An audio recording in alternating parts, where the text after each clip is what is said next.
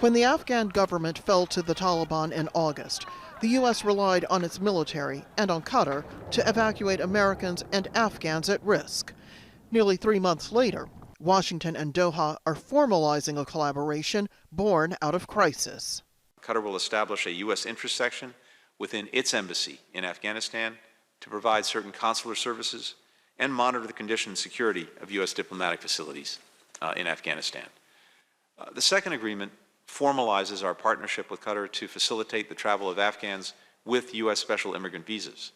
The last of the U.S. Embassy officials left Kabul on August 31st, so it's been very difficult for the State Department to get passports and visas to U.S. and Afghan citizens. Now, Qatari officials in Kabul will fill that void. More important, they'll act as a go-between for the Taliban and the Biden administration.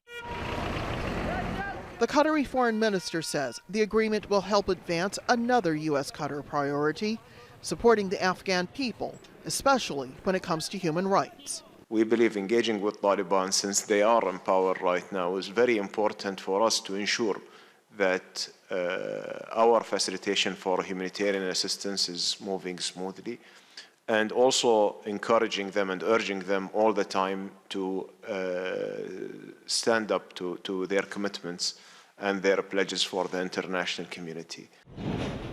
The agreement also shows just how far relations between the U.S. and Qatar have come, despite occasional differences.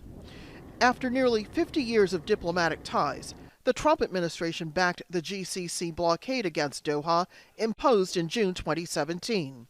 A diplomatic row only resolved in January. And analysts say Qatar's new role, representing the interests of the world's most powerful country in a contentious region, represents a payoff of years of diplomatic ambition. Qatar has been in the game, so to speak, for quite some time when it comes to the situation with Afghanistan and U.S. relations with the Taliban. So I actually think that it's a very logical choice, and I think it makes good sense from Doha's perspective. The deal between the U.S. and Qatar is limited in scope. It doesn't mean that they agree on how to engage the Taliban as a political entity. And only experience will show whether having a proxy represent the U.S.'s interest in Kabul will actually satisfy its long-term national security goals.